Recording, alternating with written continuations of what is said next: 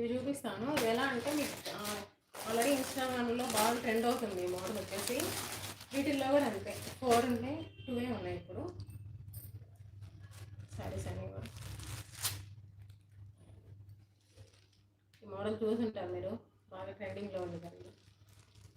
కాకపోతే క్లాత్ అనేది వాళ్ళు జార్జెట్. ఇది వచ్చేసి జకార్డ్ వీవింగ్ లాగా శారీ అంతా కూడా సెల్ఫ్ వీవింగ్ ఉంది.